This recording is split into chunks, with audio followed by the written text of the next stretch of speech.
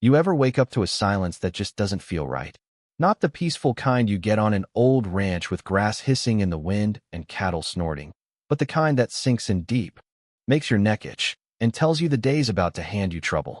That was me, standing by the south field, holding my army-issue thermos, sipping burnt black coffee, just trying to start my day, when I noticed the ground near the irrigation ditch was bone dry. No dew, no dampness, nothing. I knelt down, ran 2 fingers through dust that should have been mud, looked at the pump, wide open, just as I left it, but the water was gone. It felt like somebody flipped a switch on my life and didn't bother to ask. So I went through the usual checklist: pressure gauges, valves, auxiliary, tanks. Every inch of pipe I'd maintained since my granddad's day, nothing. I whistled for Buck, my old dog, and started up toward the main line at the ridge, feeling that old military instinct, the one that says don't let your guard down, not even on home ground. The HOA had taken over the water line a few months back. Karen and her circle, all of them more interested in lawns than livestock. But I stayed out of their way. I never figured they'd come after me. About halfway up, I saw it. A new steel box, padlocked, stuck right to the relay. Some shiny sign: water distribution restricted. HOA oversight only. Trespassers will be fined. All crooked and hasty, like even the guy putting it up knew it was wrong. My first reaction? Anger. But underneath that, a deeper ache, the kind that says, your family's land isn't really yours anymore. My granddad dug the first well here in 1943 through sheer stubbornness and sunburn, and now a padlock was all it took to erase that history. I tried to keep it civil, called the HOA office, left a message. This is Daniel Renner, Lot 6, East Boundary. You cut off my water, and that's not just an inconvenience, it's a violation. I've got the deed, the documents, and the will to fight. You have 24 hours. But all I got was silence, then heat, cattle milling around dry troughs, my daughter Ellie, just 12, dragging buckets. Out in the midday sun, her eyes wide with worry she wouldn't say out loud. I told her to rest, knowing damn well she wouldn't. That night, the house creaked and ticked, and the air felt heavy with drought and dread.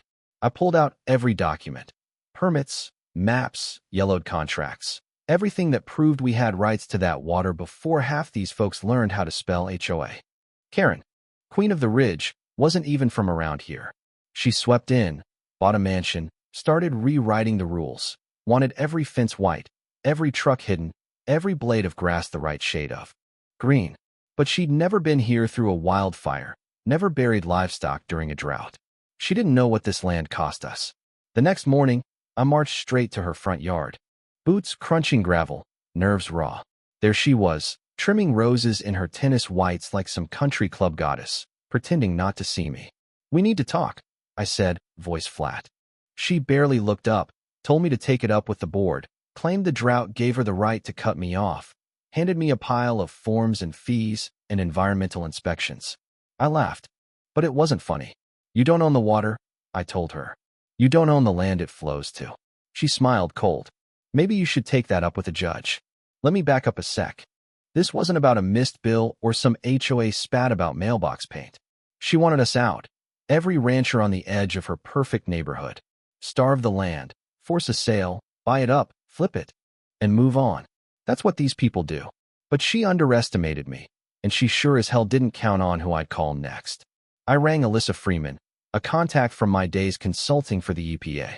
She's the kind who takes notes while you're still explaining, the kind who sees a pattern before you see the problem. I sent her everything: deeds, water flow maps, photos of dying livestock, and that padlock box. By sundown, she had a team spinning up an investigation, and for the first time in days, I felt like maybe, just maybe, I wasn't going to lose everything. But the next 48 hours, hell, watching animals fade, rationing bottled water, getting desperate. I called every neighbor outside HOA limits for a tanker, but the drought had everyone spooked. HOA kept doubling.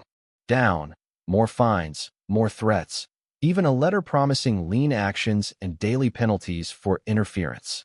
Karen disappeared behind her gates. A few neighbors left notes in my mailbox. We're with you, but we're scared. I kept those, little reminders I wasn't just fighting for me. On the third day, Alyssa's team arrived.